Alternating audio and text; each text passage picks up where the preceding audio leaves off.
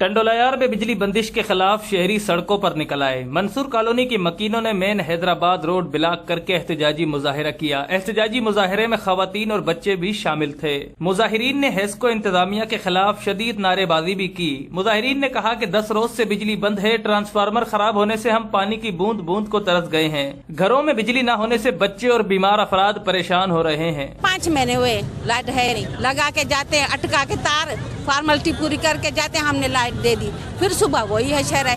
5-6 महीने न गैस है न लाइट, बिल इतने आते हैं, गैस के भी 3000 चार्ज, जैसे हम फैक्ट्रियाँ चला रहे हैं, बिल ऐसे देते हैं, देख के बस मीटर खाली ऐसे रीडिंग लिख के चले जाते हैं। हम इतने परेशान हैं, हमारी कोई परेशानी आके देखती नहीं। ट्रांसफार्मर तकरीबन 30 साल से चल रहा है, वो जो तकरीबन 300-400 घरों के लिए एक ट्रांसफार्मर दिया हुआ है, वो भी 30-35 साल से। अब वो बना के देते हैं, वो आए दिन जल जाता है। अभी 8 दिन लाइट नहीं थी, फिर उन्होंने ट्रांसफार्मर हमें दे के गए, वो तकरीबन 5 घंटे भी नहीं चला, फिर वो जल गया। उसको जले हुए भी अभी तकरीबन 2 दिन हो गए, तो कोई पूछने वाला ही नहीं है। अभी जो मंजूर हो गया है वो पता नहीं क्यों एसडीओ में दे क्यों नहीं रहा, ये समझ में नहीं आ रहा कि वो क्यों नहीं दे रहा। 2016 से मंजूर हुआ है हमारा ट्रांसफार्मर, अभी तक उसका कोई अता पता नहीं है, पता नहीं कहाँ है। मुजाहिरीन ने इल्जाम आयद किया कि हेस्को वापडा में मौजूद काली भेड़िए पैसों के एवज बासर अफराद को गैर कानूनी कनेक्शन दे रही है।